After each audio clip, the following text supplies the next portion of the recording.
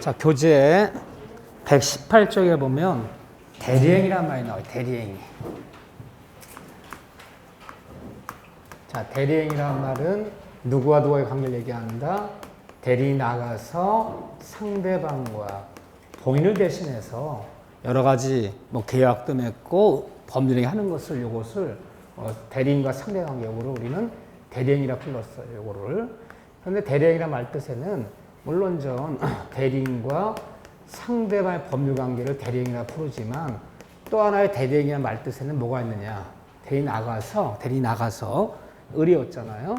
병이었고 대리인이 나가서 상대방과 본인의 이름으로 뭘 해야지만 이게 대리행위예요. 본인 이름을 썼어야 돼요. 대리인이 나가서 뭘 했는데 본인 이름을 쓰지 않고 대리인 자기 이름으로 했어. 그건 대리행위가 아니에요. 대리인이 뭔가 했다고 다 대리행위라 부르는 것이 아니라 대리인이 한 것 중에서 누구 이름으로 본인 이름을 쓴 것만 대리행위라 부르는 거야. 그러니까 대리인이 본인 이름을 쓰지 않고 대리인 지 이름으로 한 거는 대리행위에 속하지도 못하는 거예요. 그러면 대리행위 할 때는 여기 법조문에 세 조문이 있어요. 우리 민법 115조에 보면 대리인이 나가서 대리행위 할 때는 이 현명주의 원칙을 꼭 지켜달라. 이게 115조고 116조에 혹시 대리인이 을이 나가서 상대 병과 계약 맺었는데 이 대리행위에 하자나 흠이 생겼다면 이 하자 흠은 누굴 기준으로 결정하는 건가? 무슨 말이냐면요.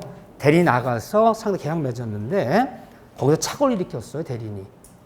상대방한테 대리인이 사기 강박당해서 본인 이름으로 계약을 맺었어. 대리인이 상대방과 짜고 통정을 표시한 거야. 이게 대리인이 하자 흠이 생겼다면 이거 어떻게 처리할 것이냐? 117조에 보면요. 과연 대리인의 능력이야. 대리인의 능력은. 그러니까 대리인의 능력은 어느 능력을 갖춰야 되겠는가. 이거 세 파트예요. 이게 대리행위에 있는 세 조문인데 과거에 한 15회 때부터 굳이 말하자면 한 25회 때까지는 여기가 제일 중요한 파트였어요. 그러면 한 1회 때부터 또 한 20회 때까지는 이 법조문 여기가 제일 중요한 파트였어요. 근데 최근은 여기가 제일 중요한 파트예요. 최근의 출제 경향을 볼 줄 알아야 돼요. 왜 여기가 제일 중요하냐. 중요한 볼 때 대리인들이 나와서 계약 쓸 때 계약서에 어떻게 본인 이름을 나타낼 것이냐. 만약에 본인 이름을 쓰지 않았다면 이거 어떻게 되는 거냐. 이거 계약서 쓰는 문제야. 중요한 보는 거는 이건 이론적인 얘기들이에요. 여기는. 이게 법대학생들이 중요한 거지만 우린 중요한 볼 때 과연 대리인들이 계약서 어떻게 써야 되는 거냐. 그러니까 여기가 중요할 수밖에 없어. 우리 중개사민법 시험이기 때문에. 또 판례는 여기만 판례가 나와요. 근데 판례가 없어요. 그 때문에 이제는 여기가 중요한 파트인데 그래도 하나 별표는 어디 쳐놓을 거냐면 121쪽에 3번에 대리인의 능력. 별표 하나만 쳐놓으세요. 하나만. 이런 것들은 별표 하나인데 별표 하나짜리는 제가 심화 강의라든가 이런 데 다 정리할 거야. 일단은 급한 3개, 2개짜리만 꼭 나오는 파트부터.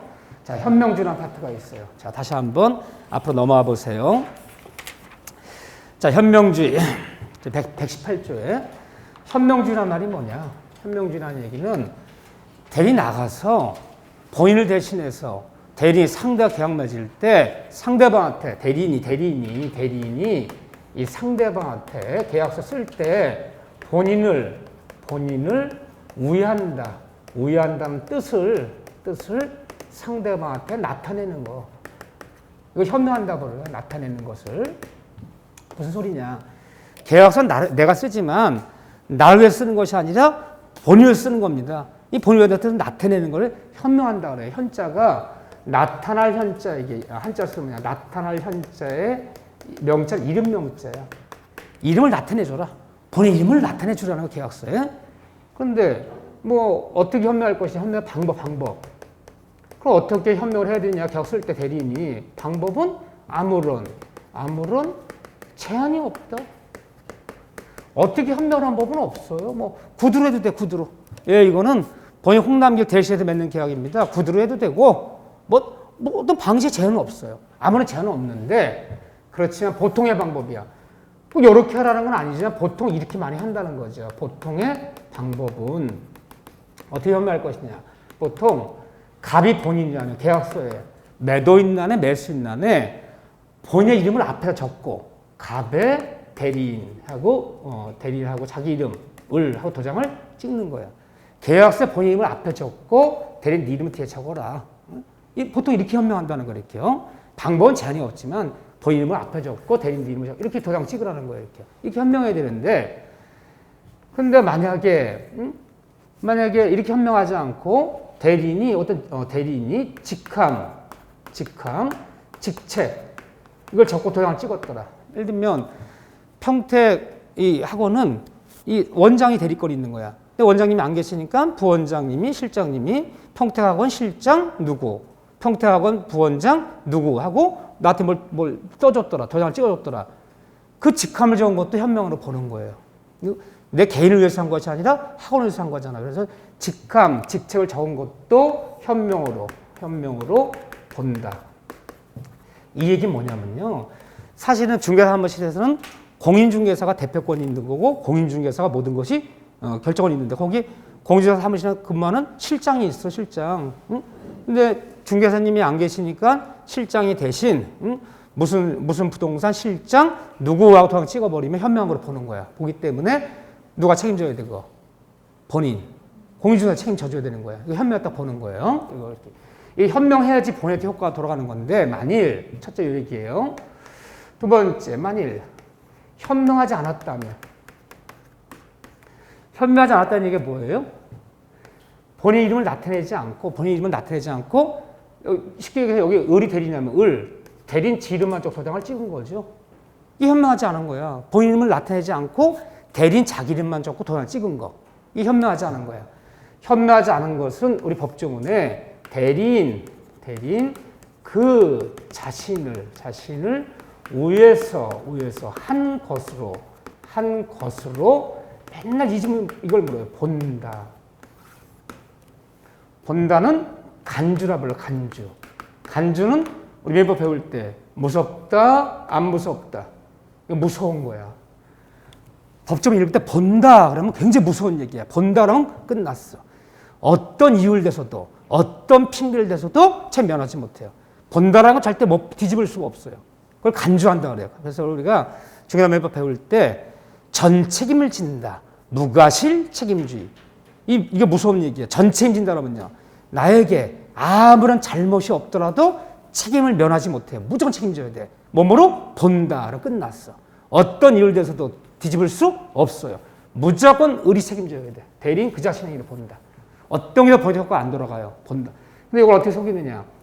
현명하지 않고 대리인 자기 이름만 적으면 대리인 그 자신을 위해서 한 것으로 맨날 속이는 문장이 추정한다. 맨날 이거 속여 이거. 추정한다는 틀려요. 본다와 추정한다는 달라요. 추정한다는 것은 일단은 그렇게 보지만 어떤 반대 증거를 제시하면 뒤집을 수 있어. 결과를 뒤집을 수 있으면 추정한다. 절대 결과를 못 뒤집으면 본다. 본다로 돼 있지 추정한다가 아니다. 이거 잘 속인다. 이거요. 이렇게 돼 있어요. 이렇게. 그런데 현명하지 않고 하면 무조건 대리인 네가 책임져야지. 본인한테 효과 돌아가지 않아. 본인 이름을 쓰지 않았다면 본인한테 효과 돌아가지 않고 대리인이 책임져야 되는데 다음 같은 경우는 현명주의 예외가 있어. 예외. 또 기억하셔야 돼. 계약서 쓸 때 하는 얘기야.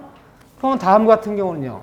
현명 예외라는 것은 비록 본인의 이름을 현명하지 않았더라도 계약서에 본인 이름을 쓰지 않았더라도 이거는 현명 예외이기 때문에 본인에게 효과가 기록되는 것이지 대리인 책임지는 거 아니다. 현명하지 않아도 좋다. 계약서에 본인 이름을 나타내지 않아도 좋다는 거 이건 예외적으로. 자, 뭐가 있느냐 그러면 부부간의 일상 가사 대리는 현명하지 않아도 좋다.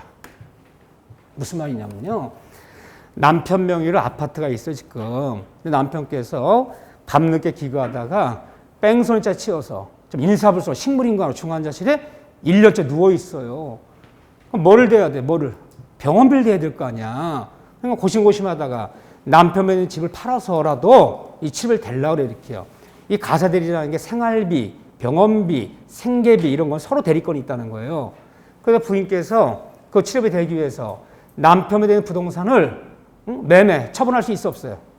있어요. 그게 가사 대리권이에요. 가사 문제는 서로 대리권이 있기 때문에 할 수 있어요. 그래서 그 아파트를 팔아서라도 병원비 대려고요. 나가서 중개사무실에서 매물을 내놔서 급매물 계약 쓰는데 매도인란에 원래대로 쓰자면요. 남편 이름 앞에 적고 부인 이름 뒤에 적은 다음에 도장을 찍었어야 되는데 매도인란에 부인 이름만 적고 도장을 찍고 매매를 한 거야. 그랬더니 3개월 만에 기적적으로 깨어났어요. 이 기적적으로 깨어나더니 눈 뜨자마자 집은 아파트는 들었나 봐. 아파트는 그게 첫 마디야.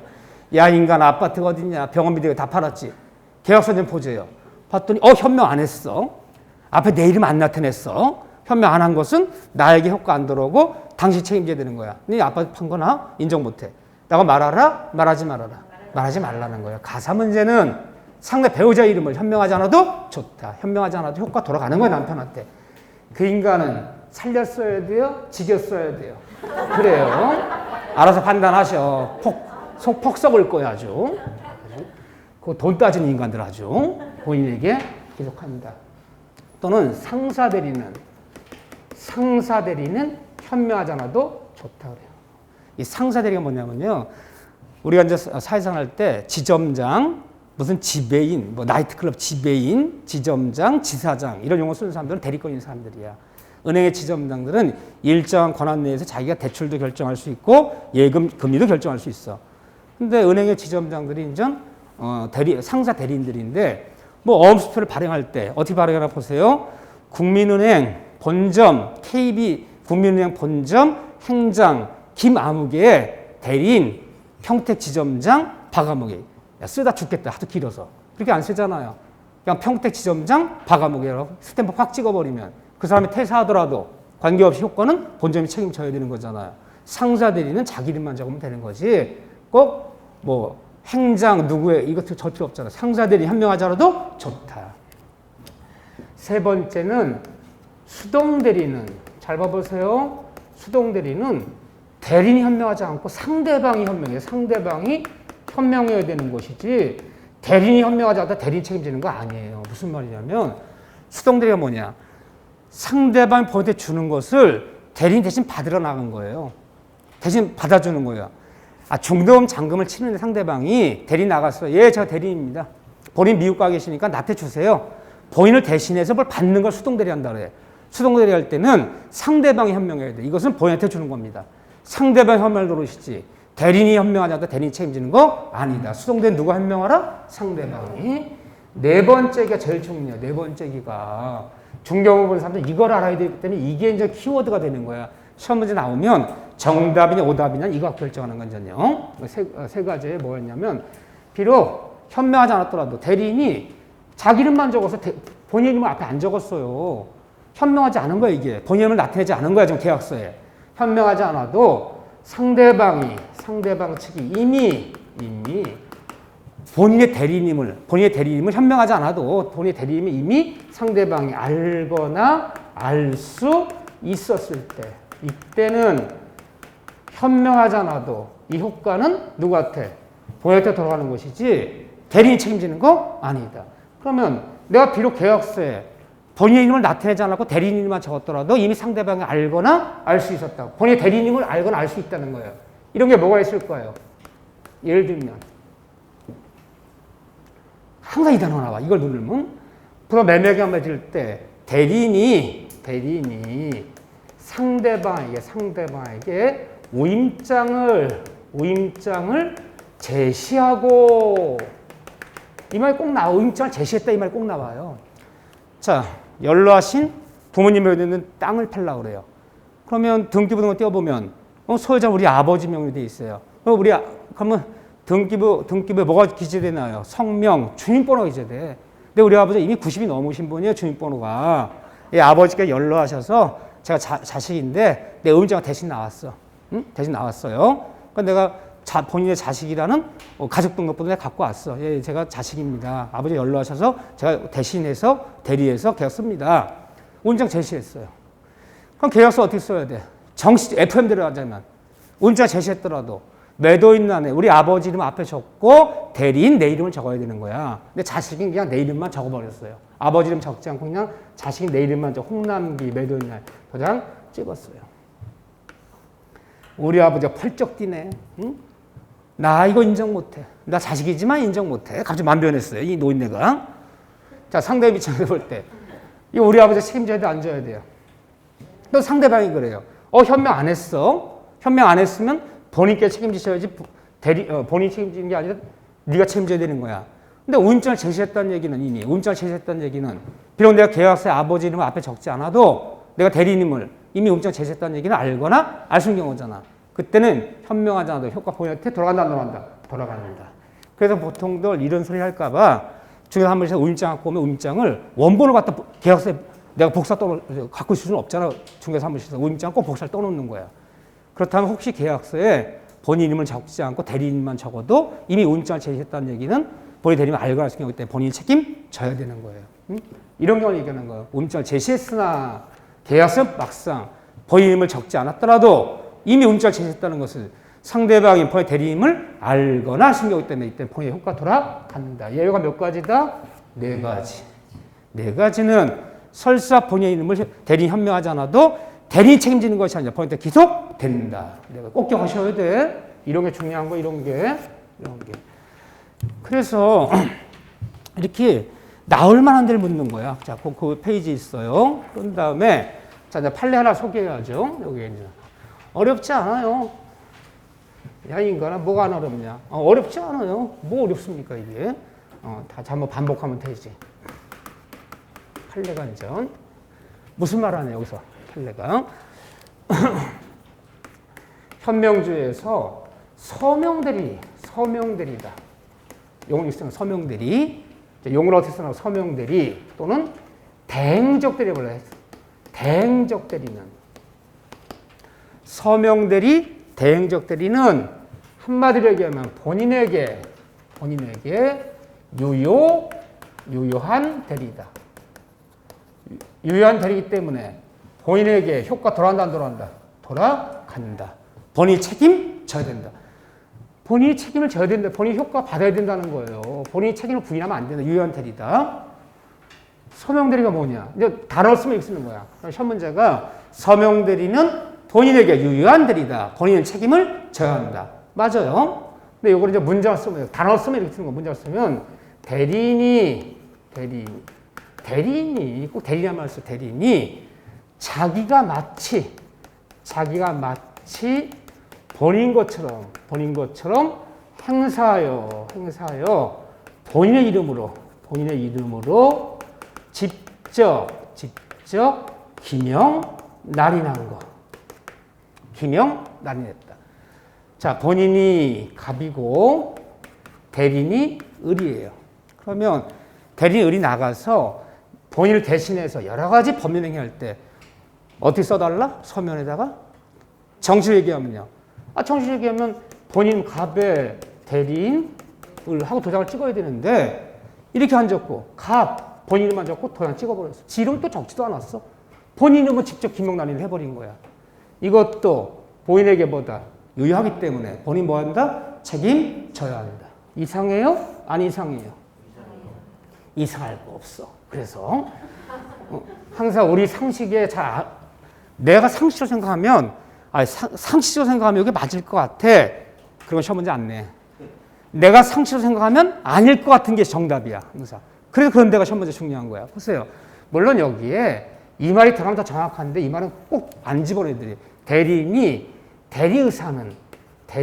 대리의사를 가지고 그럼 얼마나 좋아. 대리의사를 가졌다는 얘기는 본인을 위한다는 의사는 가지고 자기가 본인 이름을 직접 기명난인한 거. 근데 이 말을 집어넣어줬는데 이 말 안 집어넣어요, 보통요. 이렇게 나와요, 이렇게. 자, 예를 들어볼게요. 제가 직원 한 서너 명 두고 조그만 이렇게 좀 대리점 하는 사람이야. 가스 대리점 이런 거. 내가 사장이지만 직접 현장 가서 맨날 일을 많이 해요, 이렇게요. 내가 하면서 항상 격리 직원이 있어요, 제가. 격리 직원은 믿을만한 격리 직원이야. 10년 됐어요. 꼭 도장을 맡겨놓고 가요. 저기 혹시 김 사장이, 박 사장이 물품 때문에 받으러 오면 3천만 원짜리 어음 끊어주면서 한 달 내에 꼭 갚겠다고 한 달짜리 끊어줘라. 응? 도장 맡겨놓고 가. 그러면 내가 일자 대리권 준 거야. 그러면 그 어음 수표 발행할 때 격리 직원이 어떻게 하나요? 그러니까 내 이름만 적고 어음 당자서 발행하면서 내 이름만 적고 도장 쿡 찍는 거야. 그럼 내가 대리권 주고 도장을 맡겼다는 것은 일체 백지 밀리는 거 마찬가지야. 그럼 격리 직원이 내 이름으로 어음 수표 발행한 거 격리 직원 이름을 쓰지도 않았어, 거기다가. 나 책임져야 안 져야 돼? 쳐야지. 내가 대리권을 주고 도장을 줬으니까 날인을 하지, 내 도장을. 그러면 본인 내 이름을 직접 기명 날인한 것도 본인 책임을 져야 되는 거죠. 이 얘기를 하는 거야. 격리 직원이 사장 이름을 직접 엄수 발행한 거. 응? 그렇죠? 도장 맡겨놨으니까 이게 가능하잖아, 이게. 책임을 진다. 그래서 그거를 이렇게 불러요. 서명 대리는 유효하다. 용어를 수대리 쓰는 거고, 문제 쓸 땐 대리인이 본인은 뭐 직접 기명 날인한 거, 이것도 유효하기 때문에 본인 책임을 져야 유효한 대리다. 가셔야 돼. 본인 책임을 져야 한다. 끝났어요. 어렵고 쉽고 문제가 아니라 이런 것들이 우리 중개업무 볼 때 알아야 되는 것 지식이야, 우리가. 계약서에 어떻게 써야 되는 거냐, 과연. 대리인이 자기 이름 안 적고 본인 이름 적고 도장 찍은 거 어떻게 되는 거냐. 내가 도장을 맡겨놨다면 유효하다. 본인 책임을 져야 한다. 이런 얘기고, 난 대리인 하자고 볼 필요 없어요. 이 다음에 대리인의 능력은 봐드려요. 넘기시면 복대리야, 복대리.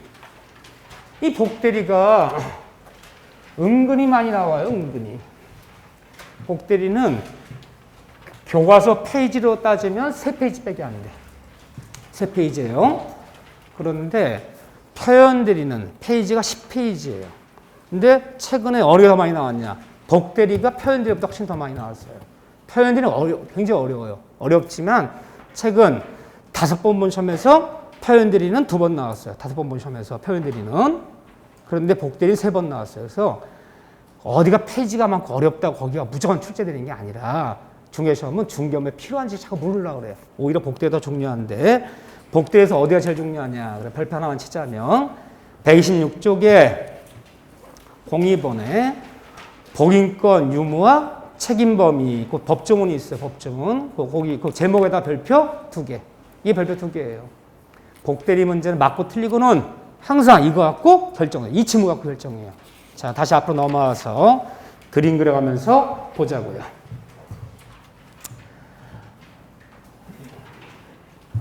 자, 본인이 있고, 본인은 우리가 뭐 갑이라 하고, 여기 대리인이 있고, 대리인은 의리라 하고, 또다시 대리된 사람을 복대리라고 불러요. 복대리. 이 복자가 다시 복자예요. 다시 복.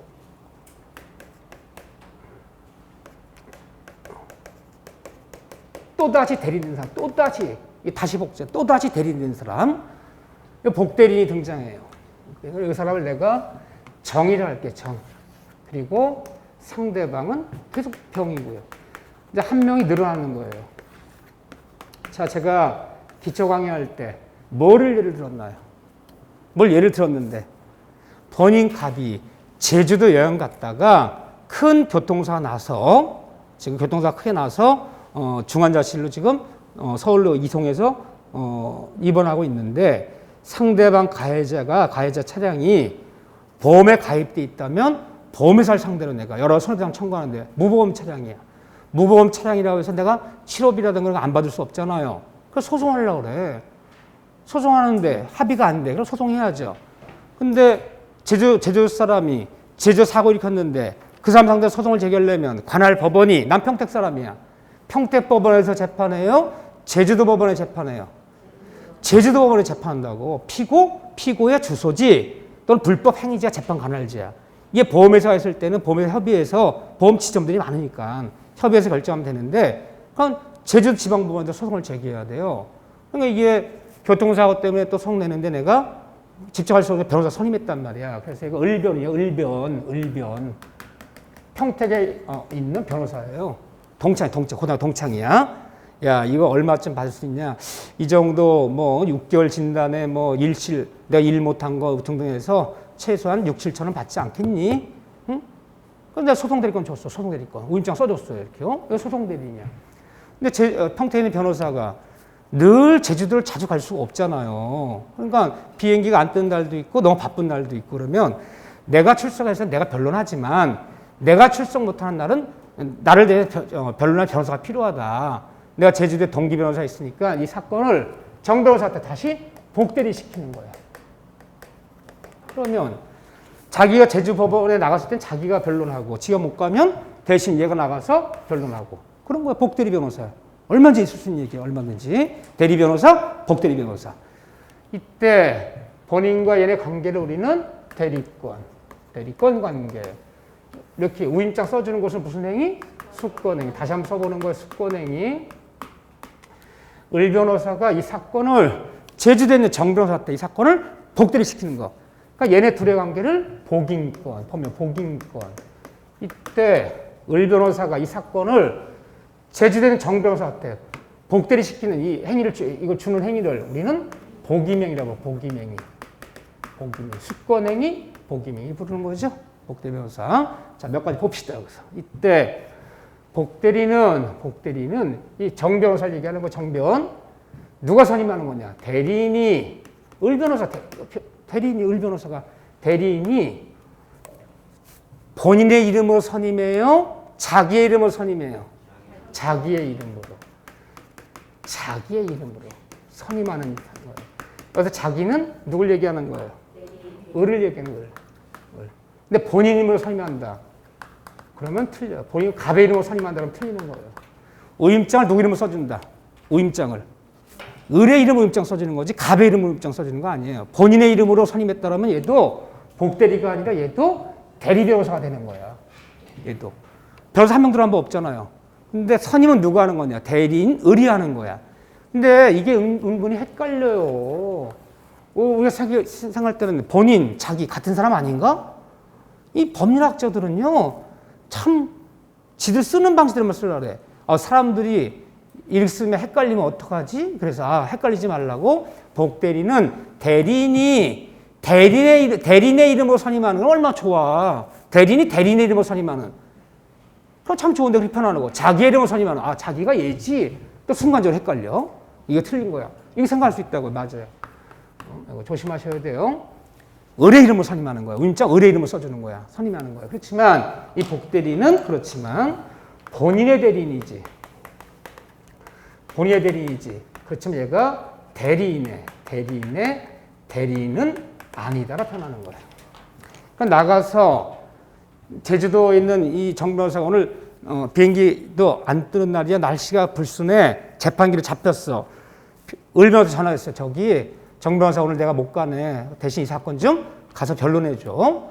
나가서 정 변호사가 누구를 변론해요? 본인 갑을 변론하지. 지금부터 을 변호사 변론하겠습니다. 을 변호사 변론하는 거 아니잖아요. 선임은 을이 하지만 누구의 대리인이에요? 본인 갑의 대리인이지 을의 대리인이 아니잖아요. 얘가 나가서 열심히 하고 승소 이겼어요. 6천 지급하라. 누가 이긴 거야? 본인이 이긴 거지. 얘가 이긴 게 아니잖아 지금. 그러니까 복대리는 선임은 대리인이 선임하지만 그렇지만 본인의 대리인이지 대리인이 아니기 때문에 나가서 본인을 변론하고 승소하건 패소하건 효과는 본인이 받는 것이지 얘가 받는 게 아니잖아 지금요. 이건 누구의 대리인이다? 본인의 대리인이다. 대리의 대리인은 아니다. 이해되시죠? 헷갈려요 용어가. 용어 조심하셔야 돼요. 용어. 그런데 이 복임행위란 말이 뭐냐? 복임행위. 딱 두 단어만 기억하면 돼요. 판다시면 나와요. 복임행위란. 복임행위는 대리행위다. 대리행위가 아니다. 제일 잘 틀리는 거예요. 가장 최근에는 28회 때 나왔어요. 28회 때. 을 변호사가 이 사건을 제주된 정 변호사에 복귀시킨 복임행위는 대리행위다 그러면 틀려요. 대리행위가 아니다 그래요. 대리행위다 그러면 틀려요. 이게 대리행위가 아니야. 대리행위라는 말은 누구 이름으로 하는 게 대리행위야? 본인의 이름을 쓰는 것만 대리행위라 불렀잖아 용어가. 그러니까 복임행위가 대리행위라 그러면 누구 이름으로 음장 써준다는 거야. 갑의 이름으로 음장 써준다는 얘기랑 마찬가지잖아요. 제가 그랬어요. 대리인이 뭔가를 했다고 다 대리행위가 아니라 대리인 나가서 누구 이름으로? 본인의 이름으로 하는 건 대리행위라 부르는 건데 복대리를 선임한 복임행위는 대리인 자기 이름으로 음장 써주지 본인 이름으로 쓰는 게 아니잖아. 그러니까 복임행위 대리행위가 아니다. 대리행위라면 누구 이름으로 하는 건 대리행위라 부른다? 본인의 이름으로 하는 건 대리행위라 부르는 거예요. 얘가 뭐 했다 다 대리행위가 아니니까요. 대리행위가 아니다. 또 얘가 복대 선임했어. 선임했더라도 이 대리권 소멸한다? 소멸치 않는다? 소멸치 않아요. 그러면 얘도 나가서 변론해도 되고 얘가 출석을 얘가 해도 되고 얘도 해도 되고 얘가 복대 선임해도 대리권 소멸하는 거? 아니잖아요. 너도 대리인? 나 대리인이지. 그러면 소멸하지 않기 때문에 뭐냐? 복위명의는 대리권의 병존. 너도 대리인, 나도 대리인, 병존하는 거야. 나도 가서 변론해도 되고, 너도 변론해도 되고. 병존. 또 하나는 이 복위명의는 병존적 설정적 행위인데 좀 어려워서 죄송해요. 난 어려우면 내가 죄송하더라. 설정이란 말이 어디서 나온 얘기냐? 설정적 승계. 승계 취득에는 이전적 승계가 있고 설정적 승계가 있다. 기초 시간에 이전적 승계란 전 사람의 권리가 없어지고 다음 사람의 권리 모두 물려가는 거. 근데 대리인이 복대 선임한 후에도 대리권 소멸해요? 소멸치 않아요? 소멸치 않잖아. 그러니까 이 설정 승계가 뭐예요? 권리 물려준 전 사람도 권리가 소멸치 않고 다음 사람은 내 앞서의 권리 중 일부만을 가져가는 거. 그러니까 복대리 권한이 얘 권한보다 더 클 수 있어 없어요? 없는 거지. 을 변호사가 이 사건을 복대시켰어. 그럼 복대 변호사 정 변호사는 을 변호사보다 권한이 더 클 수가 없는 거지. 그러니까 을 변호사 권한 내에서 일부를 물려줄지언정 더 큰 권리 가져갈 수는 없잖아. 또 권리 물려준 사람도 권리가 손을 전속하는 거. 설정적 승계라 불러야죠. 병존적 설정 행위라 불러요. 즉 복위명의는 복대 선임하는 복위명의는 대리권의 양도 이전이 아니다라는 거예요. 용어. 이 법률학자들은 가끔가다 또 용어를 중요시 여겨 이렇게 또 양도 이전했다라면요. 이전이 어디서 나온 얘기야? 이전 등기, 소유권 이전 등기. 여기 등기법 배웠잖아. 이전 등기. 이전적 승계 취득 등기. 이전적 승계란 말이 뭐예요? 전 사람의 권리를 다음 사람에 물려받았는데 물려준 전 사람 권리가 소멸하고 다음 사람은 내 앞생을 모두 물려받으면 이전적 승계. 이전이 아니잖아요. 이전이라 그러면요. 을의 대리권은 소멸하고 얘가 이 대리인으로 들어앉으면 이게 이전적 승계잖아.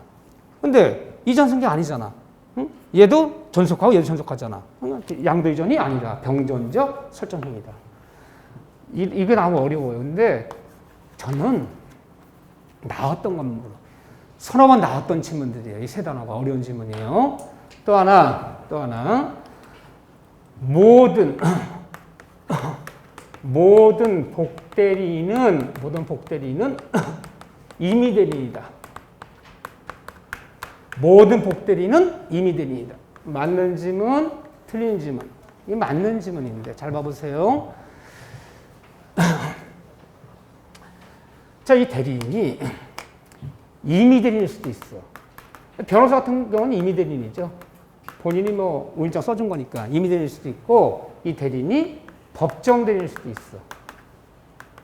근데 나를 복대리죠. 복대리의 얘 입장에서 나를 선임해 준 사람이 얘 을이라는 사람이 본인의 임의대리인이든 법정대리인이든 대리인의 복위명이라는 의사표시로만 복대리인이 되는 거지. 누가 선임하지 않아도 법률 규정에 따라 자동으로 복대되는 사람은 없어. 다 얘들의 의사표시가 나가야 되는 거야. 그러니까 법정대리란 말 뜻이 이거잖아요. 누가 나를 선임하지 않아도 법률 규정에 따라 자동으로 복대된다는 것 뜻이잖아요. 자동으로 복대되는 사람은 없어. 다 의사표시라는 복위명의 의사표시가 나가야 되는 거야. 누가 나를 선임해서 누구이든 얘들의 의사표시 없이는 복대가 생기지 않아. 근데 모든 복대리는 임의대리인, 법정대리인의 복위명의는 의사표시로만 복대되는 거지. 누가 선임하지 않아도 법률 규정에 따라 복대되는 사람은 없잖아. 모든 복대리는 임의대리인이다. 네 단어. 어려운 질문이었지만 그런데 이제 하이라이트. 그런데 별표 2개 친 부분을 봐보세요. 복인권 유무와 책임. 이 부분이 중요한 거예요. 외우셔야 되는데 자 보세요. 우리 법조문에 임의대리인들은 본인의 수권에 따라 대리가 받은 임의대리인요. 임의대리인들은 원칙은 이 복인권이 없다는 거예요. 임의대리인들 복대를 선임할 수가 없대. 원칙은 복인권이 없다. 복인권이 없고 다만 예외적으로 본인의 허락이 있거나 또는 또는 부득이한 사유가 있을 때 이 두 가지 경우에 한해서만 복인권이 인정된다. 복대리를 선임하라는 거예요. 임의대리인들은 원칙은 복대리 선임할 수 없고 본의 허락 또는 부득이한 사유 있을 때 한해서만 복인권을 인정한다. 또는이라는 것은 둘 다 갖춰라. 둘 중에 하나만 있으면 돼요. 하나만 있으면 돼요. 자 보세요. 본인의 허락이 없었더라도 부득이한 일이 있다면 설명할 수 있어 없어요? 있어. 설령 부득이한 일이 없었더라도 본인이 허락하면 설명할 수 있어 없어요? 있어요. 그러니까 만약에 둘 중에 하나만 맞추면 되는 건데 그리고 그러면요. 그리고 그러는 거야. 본인의 허락 그리고 부득이하다. 그리고라 엔드라는 개념이 들어가면 둘 다 갖추라는 거잖아요. 둘 다 갖췄을 때만 설명할 수 있다는 얘기와 둘 중에 하나만 갖추면 설명되는 얘기 다른 거지. 여기는 또는이에요. 그리고가 아니다. 아무거나 하나만 갖추면 돼요. 이때 한해서만 설명할 수 있다 그래요. 그런데 법정 대리인들은 법률 규정에 따라 대리권을 가진 법정 대리인들은 언제든지 복인권이 인정된다. 법정 대리인은 언제든지 복대를 선임할 수 있어요. 달라요, 이렇게요. 그런데 임의 대리는 원칙은 선임할 수 없고 이때만 설명할 수 있는데 이때 이 경우에 한해서 설명할 수 있는데 그래서 임의 대리인이 을 변호사가 본인 허락을 얻어야 돼요. 본인 가봐 이 제주도 지방법원인데 한 6, 7번은 가야 되는데 내가 혹시 못 가는 날이 있을 수 있을 때 그때 대비해서 내가 잘하는 변호사한테 이 사건을 복대시킬 테니까 허락해달라. 네가 알아서 해라. 허락 받았어. 그래야지 선임할 수 있는 거야. 또는 부득이해. 그래서 선임했어. 이 두 가지 때문에 선임했다는 거야. 선임했는데 이 복대리 뭔가 잘못했다면 이 복대리 일을 똑바로 못했다는 거야. 복대리인이 일을 잘못했다는 거예요. 자, 예를 들면 어떻게 하면 정 변호사가 소송 기일날 출석도 안 해. 불성실해. 무슨 서류를 제출해야 돼. 서류 제출도 안 해. 그 재판도 못 해보고 그냥 진 거야. 을 변호사님만 정 변호사 복대리 변호사가 불성실하고 부정임해서 소송도 제대로 못 해보고 져버린 거야. 복대리 잘못했어. 잘못하는 바람에 본인에게 손해를 끼친 거야. 본인에게 손해를 끼쳤다.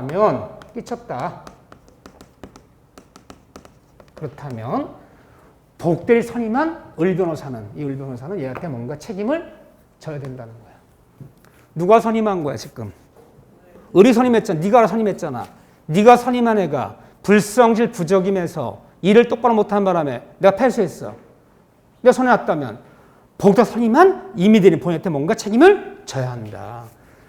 책임을 져야 되는데 그러니까 임의대리인데 본인에게 어떤 책임을 지는 것이냐. 자, 이 경우를 얘기하는 거 지금 이 경우 어떤 책임을 지는 것이냐.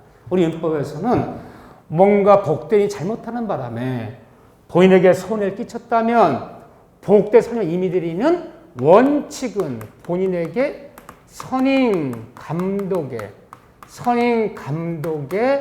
잘못이 있다면 책임지는 과실 책임을 져야 돼요. 과실 책임 중이다. 이게 법적으로 규정되어 있는 거예요. 그러면 임의대리인 을 변호사가 정 변호사를 선임하거나 감독할 잘못이 있다면 책임져요. 뒤집어 얘기하면요. 정 변호사 뭘 잘못하는 바람에 본인이 패소하고 손해났더라도 을 변호사가 정 변호사를 선임 감독하는데 잘못이 없다면 책임지지 않고 잘못이 있다면 책임지고 그런 책임을 무슨 책임이라고 본다? 과실 책임을 지는 거예요. 이게 원칙이에요. 원칙. 그런데 법조문에 원칙, 경감. 이 책임의 경감이라는 게 책임의 경감. 책임의 경감에는 책임이 깎인다는 거예요. 예외적 책임이 경감되는 경우가 있어. 임의대리 책임이 가벼워지는 경우가 있어. 본인의 책임이 가벼워지는 경우가 있어. 어떤 경우냐? 이 임의대리인이 본인의 지명에 따라서 복대리를 선임한 경우. 자, 보세요. 그 갔더니 중환자실 갔어, 을 변호사가. 그랬더니 본인이 그래요. 한참 생각하더니 사실 나도 제주도에 아는 변호사가 있다. 정 변호사가. 응? 그러면 이왕 복대시키려면 네가 제주도 법원 첫 번째 길에 출석해서 그 정 변호사를 복대시켜라. 내가 본인이 지명을 해왔어. 그러면 을 변호사 뭐래? 그럼 본인이 직접 하지. 야, 내가 지금 중환자실에 이게 누워있는데 내가 지금 의무장 써주고 뭐 만날 수도 없잖니. 정하태 시키래, 정하태. 라고 본인이 딱 지명을 해왔어. 정 변호사한테 복대시키라고. 본인이 지명에 따라 복대시켰는데 얘가 똑바로 안 하는 바람에 재판도 못하고 진 거야. 그렇지만 본인이 지명했을 때는요, 책임인정? 임의대리 가벼워지는 거예요. 네가 지명한 사람이잖아. 이때는 임의대리는 본인한테 이 본인이 지명한 사람이 불성실하다는 거, 불성실하다는 거, 부적임하다는 사실을 임의대리 알고도 본인한테 통지, 알려주지 않거나 해임을 안 시킨 경우 그때만 책임지지 나머지 일대 책임지지 않아. 본인이 지명했을 때는 본인이 지명한 사람이 불성실하다는 사실을, 부적임한 사실을 몰랐다면 책임지려고 뻔히 알고도 본인한테 통지하지 않은 경우, 뻔히 알고도 해임을 게을리한 때 그때만 책임지고 나머지 일차 책임지지 않는다. 그럼 여러분들은 어떻게 알고 계시냐? 임의대리의 경감사유, 책임의 경감사유 그러면 본인의 지명, 이 단어를 기억하시라는 거예요. 본인의 지명, 이때 책임이 깎이는 거예요. 법정대리인들은 언제든지 복인권이 있어. 언제든지 복인권이 있는 대신 그 대신 책임도 무거워요. 그 대신 언제 살면 책임도 무거워요. 법정대리인들은 원칙은 본인에게 어떤 책임을 지는 거야? 법정대리인들은 원칙은 전 책임을 짓는다. 전 책임을 짓는다. 다른 말로 이 전 책임진다는 말을 다른 말로 무과실 책임주의. 법정대리는 언제든지 복대리를 선임할 수 있는 대신 그 대신 책임도 무거워요. 이 무과실 책임이라는 게 뭐예요?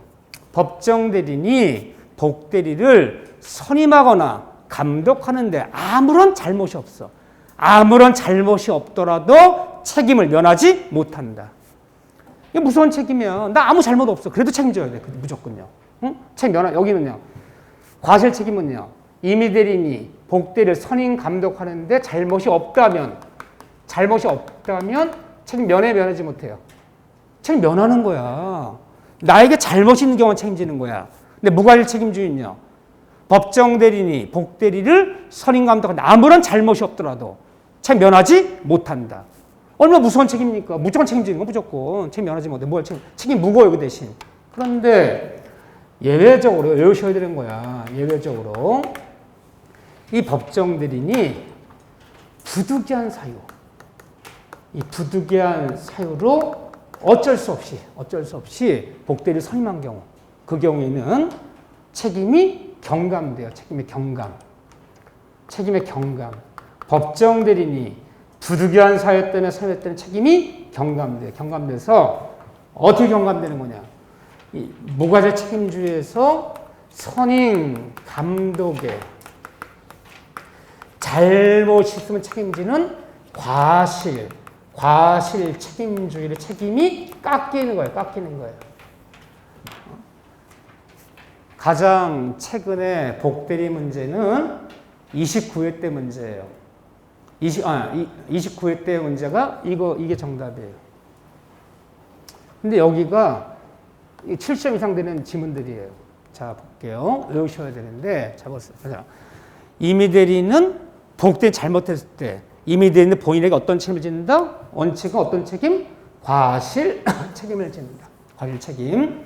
근데 임의대리인이 책임이 깎이는 경우, 책임이 경감되는 사람은 뭐가 있다? 본인의 지명. 본인이 지명하는 사람, 본인이 지명. 법정대리인들은 언제든지 복대리를 선임할 수 있는 대신 책임도 무거워서 복대리 잘못했을 때 법정에 본인에게 어떤 책임이다? 본인에게 무과실 책임, 전 책임을 짓는다. 아무런 잘못이 없었더라도 책임 면하지 못한다. 법정대리인의 책임의 경감. 경감 사유는 뭐가 있다고요? 부득이한 사유. 원칙 경감. 이걸 외우셔야 돼. 막 바꿔놓겠죠? 바꿔볼게요. 임의대리는 복대리 잘못했을 때 본인에게 원칙은 과실 책임을 지냐. 본인이 부득이한 사유. 임의대리인이 부득이한 사유 선임했을 때 책임이 경감돼요. 임의대리인의 경감 사유는 부득이한 사유가 아니라 본인의 지명. 이 단어만 되는 거야. 이 단어만. 바꾼 거 지금요. 자, 법정 대리인들은 원칙은 무과실 책임주의. 무조건 전책을 진다. 법정 대리인 자신에게 아무런 잘못이 없었더라도 책임을 면하지 못한다. 무슨 책임이야? 전책임을 지나. 그러나 법정 대리인이 본인의 허락을 얻어 복대를 설명했을 때는 책임이 경감돼요. 법정 대리 경감 사유는 본인 허락이에요? 부득이한 사유예요? 부득이한 사유. 막 바꾸면 안 돼. 오로지 이것만 되는 거야. 이것만. 다른 거 안 된다니까 지금. 원칙 경감. 본인의 지명. 원칙 경감. 부득이한 사유. 외우셔야 돼. 수도 없이 반복되는 기출지문이에요. 가장 많이 나온 기출 이거예요. 원칙 경감 사유. 원칙 경감 사유. 이거 몇 번이고 기억하셔야 돼. 자, 교재 128쪽에 딱 거기 도표되어 있어요. 도표되어 있는데 가장 간단하지만 이 지문이 기출지문에 가장 많이 나온 지문이에요. 복대리에서는. 자, 그런 다음에 한번 한 다음에 끝을 내자고요. 그럼 다음번에 여기 들어오면 제가 이제 요약 강의 이런 데 들어오면 다시 책임사 이건 다시 해요. 하여튼 나머지 이런 그림을 다시 안 그려 내가 이제 시간이 없어서 다른 걸 해야 되잖아요. 그런데 그러면 한번 보세요. 본인 입장에서 볼 때, 본인 입장에서 볼 때는 여기 대리인, 여기 대리인 을 변호사, 복대리인, 얘는 정 변호사, 얘들은 서로 차별을 받아요, 안 받아요? 얘는 대등한 거야. 대등하고 평등한 거야. 본인 입장에서 볼 때는 대리인과 복대리인은 법적으로 전혀 차별이 없어요. 얘 누구의 대리인이야? 본인의 대리인이야. 나가서 누구 변론해요? 본인 변론해. 얘 누구의 대리인이야? 본인 대리인이야. 누구 변론해요? 본인 변론. 얘가 승소했어. 누가 이긴 거예요? 얘가 승소했어. 누가 이긴 거예요? 본인. 그럼 본인 입장에서 볼 때는 대리인과 복대리인은 평등하고 대등하지. 전혀 법적 취급에 차별이 없는 거야. 다 둘 다 나의 대리인이야. 다 나를 현명해. 다 나한테 효과 들어와. 자, 상대방 입장에 볼 때 상대방. 여기 상대방. 외우려고 하지 마시고. 뭘 외우려고 하면 골치 아파. 아직 멀었어요. 뭐 벌써 외우고 자시고. 지금 만약에 외웠다 칩시다. 막 앞자 따서 외웠어. 시험장 10월 28일까지 그거 외울 수 있어. 그런 걸 외우나 보다라고 알고 있으면 되는 거지. 응? 시험 보러 가지 마지막 한 번만 외워. 한 번만. 여기 외울 것도 없어요. 상대방 병의 입장에 볼 때는 대리인과 복대리인은 서로 차별을 받아야 돼, 안 받아야 돼요? 안 받아야 돼. 얘랑 한 거 누구한테 효과 물어요? 본인 효과 들어가요.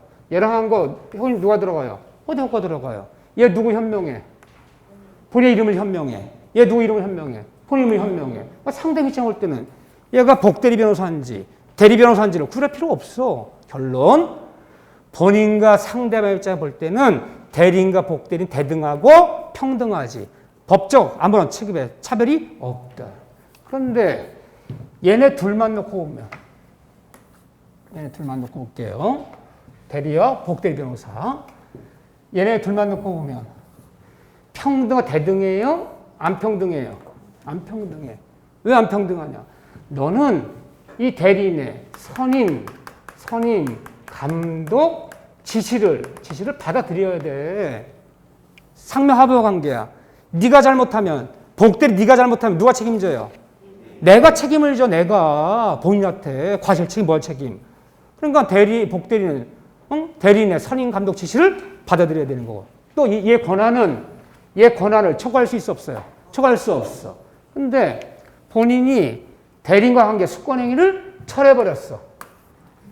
가만히 보니까 이 변호사가 성의도 없고 시간만 질질 끌고 아직 일이 안 돼. 열딱 지나서 변호사 찾아서 숙권행위 철회한다.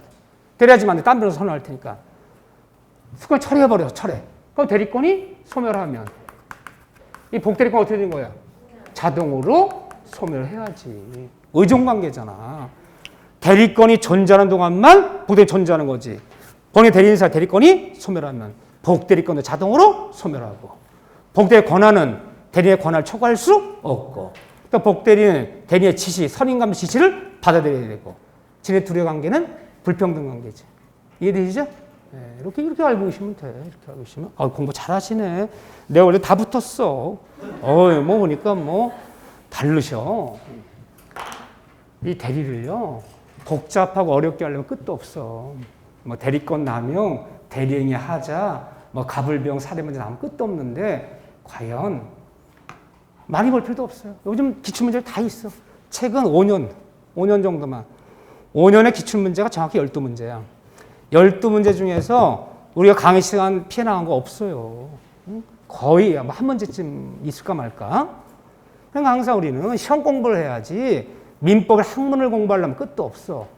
나에게 여러분들이 뭐 민법 시험 공부하는 게 아니고 10월달 정해진 게 아니고 다른 과목 신경 쓸 필요 없고 민법만 하자. 얼마든지 2배, 3배 자세히 가르칠 수 있고 얼마든지 나에게 시간을 50시간만 주면 얼마든지 여러분들 완전히 다 이해시킬 수 있어. 근데 그럴 필요가 없는 거야. 우리가 85점 맞아서 뭐 하려고. 민법의 만점 몇 점이에요? 민법 만점은 80점이에요. 80점.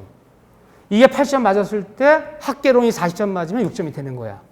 민법 85점 맞았어. 학개론 35점 맞았어. 떨어졌어. 과락. 그러니까 민법의 최대치는 8점이야.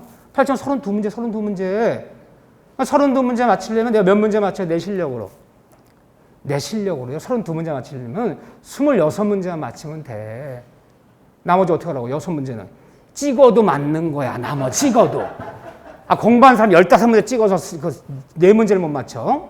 그러니까 여러분들이 8점이 나온다고 해서 내 실력 8점이 아니야. 내가 아는 문제는 7점 정도도 안 되는 거야. 그럼 24문제 하시려면요. 하나 맞고 하나 틀리고 하나 맞고 하나 틀리고 나는 하나 맞고 하나 틀리고 막 틀 때마다 하나 틀려 막. 하나 맞고 하나 틀리고 하나 맞고 하나 틀리고 이래도 붙어요. 그러다가 아는 게 쉬운 게 2개 나왔네? 따당. 저기 또 따당. 2번 따당 하면 6점이야. 그러니까 여러분들 6점 별건 아닌데 대한부 시험에서요. 그 운전면허 신호판, 그 노란색은 뭐 정지다, 뭐 파란색은 뭐 주행한다, 뭐 빨간색은 뭐다. 그 운전면허 시험, 그거 쉬운 것도 60점, 7점밖에 안 돼요. 그것도 떨어져, 그것도 근데 그런 사람들이. 근데 어쨌든 60점 점수는 전반적인 이야기 알아듣고 선생님이 하자는 다음에 해도 60점 맞는데, 근데 왜 떨어지냐? 선생님이 강조한 부분 이렇게 나왔는데 첨장만 가면 실수를 하는 거야, 막. 배는 게 없어, 막. 배는 게 없어, 막. 응? 배지가 않아. 몰라서 떨어지는 게 아니야. 집에 오면 다 보여. 3번, 요 4번인데. 그럼 뭐가 중요하다는 거예요? 몇 번이고 반복 연습을 해서 숙달시키는 게 중요한 거야. 내가 구구단을 머릿속으로 알아요. 구구단 원리도 알아. 77, 49, 88, 64, 그 수도 없이 반복 안 하면. 첨장 가서 막상 물었어. 본인을 못 믿어. 88, 63인가? 갑자기 63이라는 생각이 나네. 62인가? 이런 현상이 벌어지는 거야. 그러니까 애들이 요즘 초등학교 입학하기 전에도 막 구구단 다 외우는 애들이 있어. 걔 구구단 외운다고 해서 수학 문제, 산수 문제 못 풀어요. 구구단 외우면 풀어야지. 3 곱하기 3 곱하기 3은 얼마니? 이거 못 풀어. 근데 걔 연습이 필요한 거야. 어디를 이해했다면 거기를 몇 번을 반복해서 연습을 해야 되는 거야. 줄줄줄 나오게. 그러려면 반복을 하려면요. 양을 줄여야 돼. 양을 줄이지 않고 점점 깊이 들어가서 반복이 안 돼. 그럼 물론 깊이 들어가서 잘 따라오신 분은 10분 중에 2분은 80점 나오지. 8명은 꽝 되는 거야. 우린 그런 게임 하지 말자. 그냥 8명 전부가 60점 정도 이상 맞는 게임을 해야지 고득점 욕심 부리지 마셔. 자, 협의의 무건들이 파트가 있는데 무건들이 봐보세요. 영어 먼저 볼 거예요. 무건들의 반대말이 뭘까? 무건들의 반대말? 유건들이요. 아유, 고마워요. 대답해줘서. 대답 안 하는 사람들은 뭐야? 유건들이, 무건들이. 보세요. 아무것도 아닌 법률용어야. 본인 값과 대리인, 이 을 사이에 정당한 대리권이 있어. 뭐 정당한 대리권이 있어. 정당한 대리권이 존재하면 이런 애를 우리는 유권 대리인이나 불러요. 그런데 무권 대리는 본인과 대리인 사이에 아무런 대리권도 없어요. 정당한 대리권도 없어. 정당한 대리권이 없는데 나가서 대리인을 자칭하는 거야. 예, 제 갑의 대리인입니다. 근데 갑으로부터 다 위임받은 사람입니다. 대리권도 없는 애가 스스로 대리인을 자칭하는 거야. 이런 대리인들을 무권 대리라고. 무권 대리인. 대리권도 없는 대리인을 자칭하는 사람. 이런 사람들을 자칭 대리인이야.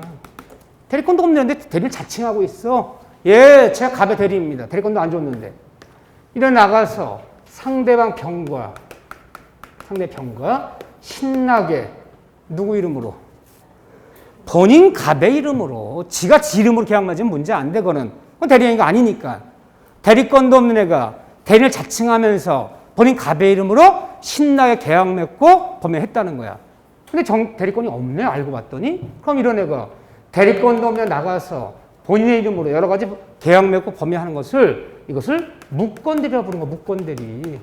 무권대리행위라고 부르는 거야. 무권대리. 정당 대리권 무권대리행위야.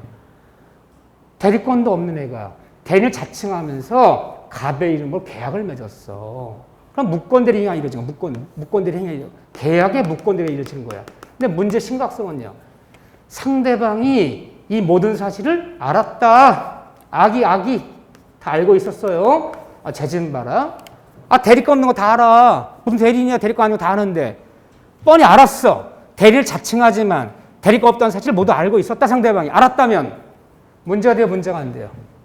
문제가 안 돼. 다 알고 있었어. 너 대리권 없는 거. 악이란 문제가 안 되는데 문제 심각성이 뭐냐. 상대방은 몰랐다는 거야. 선이.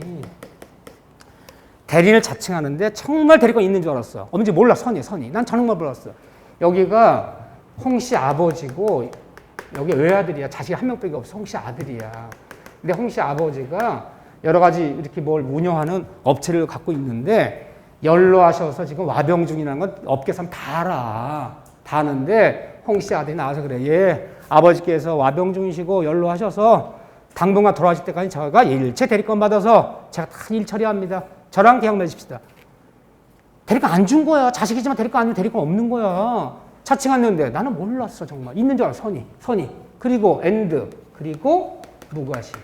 아무 잘못이 없다는 거야. 상대방이 악이라면 아무것도 문제 안 돼. 이미 다 알고 있었어. 뭐가 문제돼? 다 알았는데. 알았다면 문제 안 돼. 몰랐다는 거야. 선이 무과시인 경우에. 그 경우에 본인께서는 효과 받으세요. 이 계약 효과 받으세요. 그랬더니 깜짝 놀라면서 난 대리권 준 적 없어. 그럼 아무리 무권대리 나가서 대리를 자칭했고 상대방이 선이 무과시더라도 본인과 대리인 사이에 아무런 대리권이 없다면 본인은 책임지지 않는다. 나한테 책임 묻지 말아라. 책임지지 않는다라면 누구는 보호하는 거야?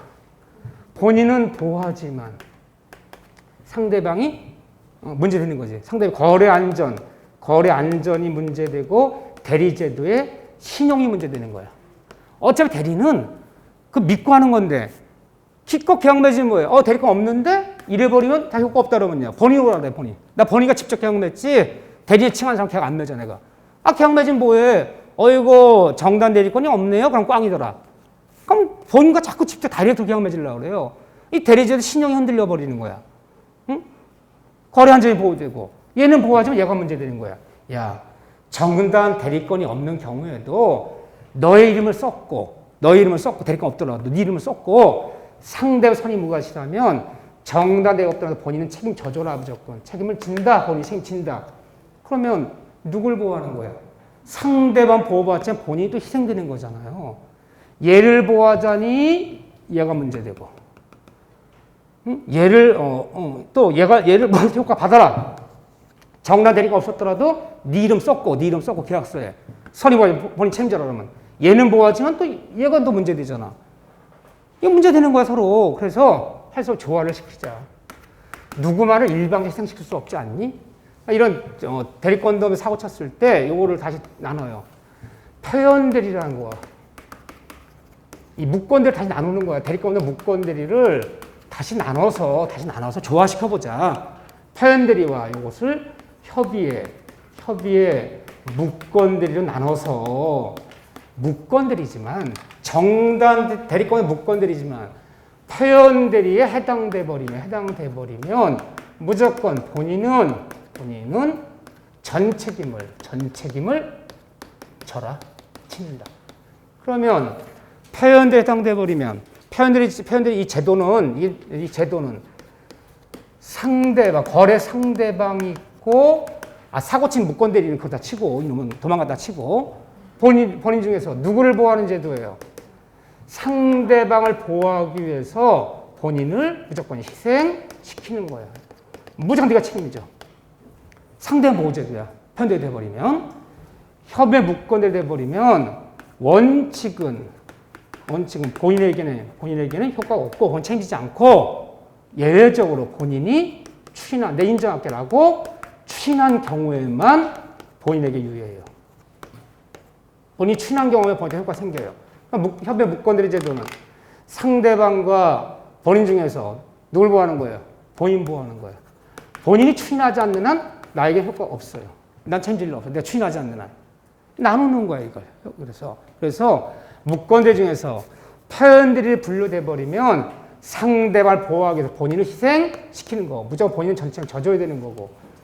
협의 무권대 돼버린 원칙은 본인은 효과를 받지 않는데 본인이 인정할게라고 추진한 경우에만 효력이 생기는 거예요.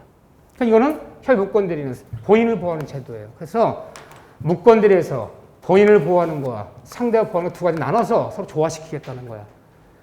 그 표현들이 뭐냐? 이따 볼 거예요. 좀 이따가. 자, 이게 취지인데 어려워요. 좀 여기가.